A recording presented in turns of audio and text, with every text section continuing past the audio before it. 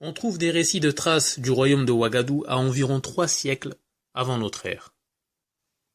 Ouagadou serait composé de Ouaga, qui voulait dire les hommes libres, et de Dou, qui serait le diminutif du mot Dougou, qui est un terme des langues du Mandé, dont le soninké fait partie, qui signifie ville ou territoire. Ouagadou voudrait donc dire ville des hommes libres ou territoire des hommes libres. La frontière de celui-ci ne cesse de s'étendre, jusqu'à en devenir l'un des plus grands empires qu'ait connu l'Afrique, l'empire du Ghana. Son territoire fut si grand qu'il occupa une partie de la Mauritanie, du Mali, du Sénégal, voire même de la Guinée. Cet empire est le premier des grands empires marquant la période impériale ouest-africaine.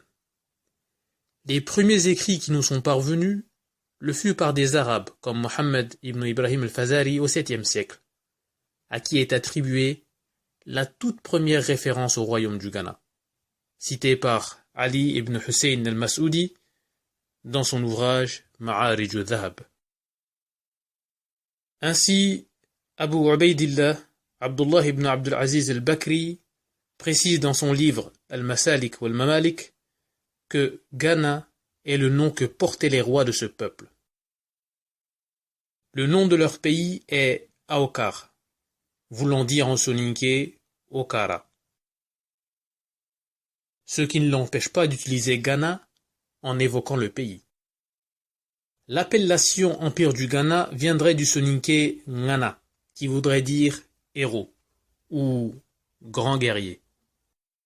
Le royaume aurait donc été fondé par des soninké, peuple pour une grande majorité animiste. Son territoire s'étendit jusqu'à en devenir un des empires dominants tous les alentours. À la fin du IXe siècle, il s'étend de Galam, au Sénégal, jusqu'à proximité de Djenné et de Tombouctou, à l'ouest. Ce territoire était connu pour son abondance en or, ce qui favorisait le commerce et l'échange avec le Moyen-Orient. C'étaient avec l'agriculture les principales activités des habitants, puisqu'il y avait aussi l'artisanat, la pêche, entre autres. Le commerce facilita donc la propagation de l'islam, à un point où on dit même que Khan Mer, fils de l'empereur Bessi, se convertit à l'islam. Cette propagation atteint un point tel que le roi choisissait ses interprètes parmi les musulmans. De même, son trésorier et la plupart de ses ministres étaient musulmans, comme cela est signifié dans les écrits d'Al-Bakri. Selon lui, le roi donnait régulièrement des audiences au peuple, afin d'écouter les griefs et d'y remédier. Il y avait une armée composée de 200 000 guerriers. L'empire était subdivisé en royaumes et en provinces, eux-mêmes morcelés en villages et en cantons. L'empire du Ghana a développé une brillante civilisation à travers une organisation politique remarquable et vie économique assez élaborée. Et si dans ce contexte, dans ce vaste royaume, qu'on entendit parler de la première personne qui fut porter le nom de Marega. Il s'appelait Djaja, et son père s'appelait Aliou. Bien que le nom avait aussi son importance en Orient, il avait tout de même moins d'importance que ce qui fut le cas en Afrique de l'Ouest. Raison pour laquelle on avait plutôt tendance à appeler les individus par le nom de leur père. Djaja ibn Aliou, Djaja fils de Aliou.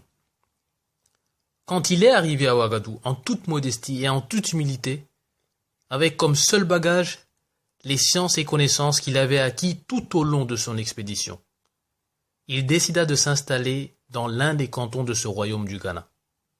Il s'est fondu dans la masse. Il n'avait montré aucun signe qui aurait pu faire en sorte qu'on l'érige à une place importante. Il avait fait de la mosquée sa deuxième résidence.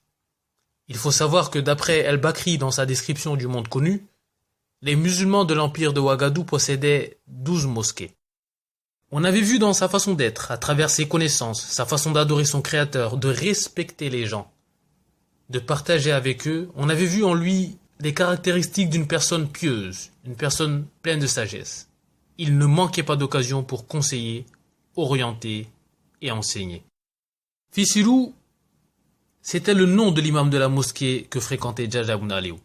C'est lui qui commandait la prière, et c'est lui qui se chargeait de l'aumône et de toute question religieuse et spirituelle. Était payé en or pour s'acquitter de ses responsabilités religieuses, y compris pour faire la prière. Il se servait lui-même de l'aumône qui lui était confiée.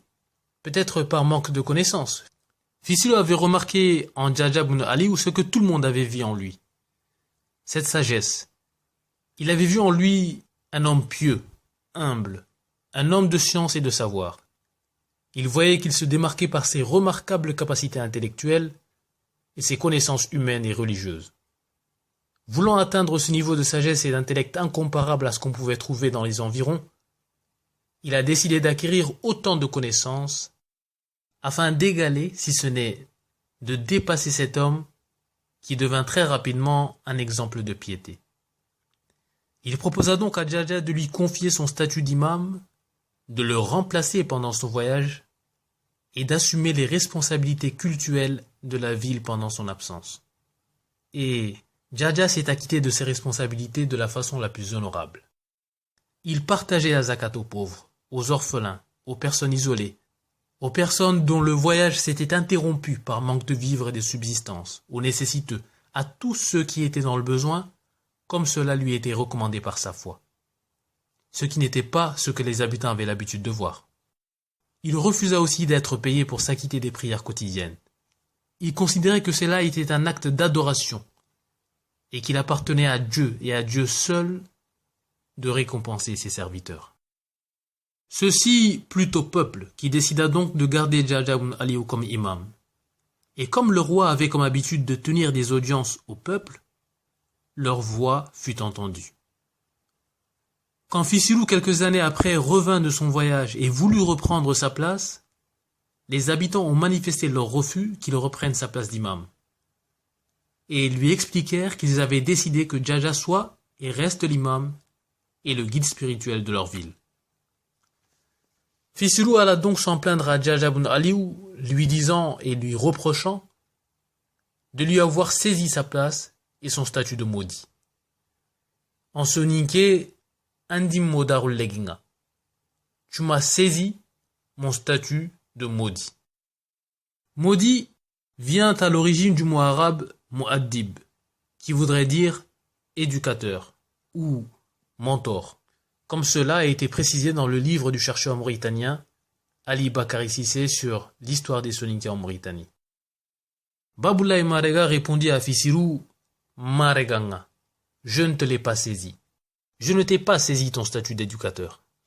Et c'est bien ce Mareganga qui fut le mot fondateur du nom de famille Marega. On ne connaît pas grand-chose de Jaja ibn Aliou, si ce n'est le fait qu'il était imam de cette mosquée-là, et qu'il s'est donc définitivement installé à cet endroit. Le temps passa, les générations se succéda. Et c'est ainsi que nous entendions parler de la plus célèbre des personnes portant le nom de Marega. Celui-ci se distinguait par les mêmes caractéristiques par lesquelles s'était distingué Jaja ibn Aliou. Un homme de science et de connaissance, de paix et d'humanisme. Un homme de raison et de sagesse. On disait de lui qu'il vient de Tombouctou, passant par Gao. Baboulaye n'était pas seul. Il était accompagné d'autres sages connus comme étant des hommes instruits et éclairés. Il y avait un Silla, un Haïdara, un Babawagé et 31 élèves, dont un certain Dambélé qui aidait Baboulaye à porter ses livres. Ils se concertèrent, puis se donnèrent la direction de chacun d'entre eux. Babawagé prenait la direction de l'ouest, Silla le nord et Baboulaye Marega vers le sud. Considérant que l'est, d'où ils venaient, était la source de leur savoir, ils ne craignaient pas à cet endroit la dispersion de leur science. Baboulaye, ainsi que ses élèves, a traversé les territoires de Khassonké, puis les territoires Peul. Quand il arriva dans la région de Diafounou, on parle même d'un passage à Komoulou puis à Ségala, dans sa traversée à Diafounou, il y avait pris une poignée de sable. Il dit alors qu'il sentait dans ce sable l'odeur de la poudre à canon. ce qui sous-entendait qu'un conflit ne devait pas tarder à arriver. Et ce n'est que peu de temps après, sur ces terres, qu'un événement des plus tragiques, dont certains historiens préfèrent taire les détails, tant le nombre de morts décriés, en effet, de nombreuses personnes y perdirent la vie.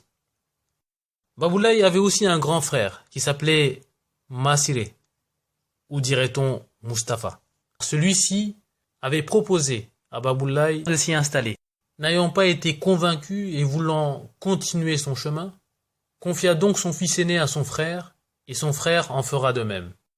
Cet acte était pour eux une manière de renforcer leur unité, une façon de considérer leurs descendants comme les frères de la même et unique personne, une façon de considérer leurs descendants comme les frères du même et unique.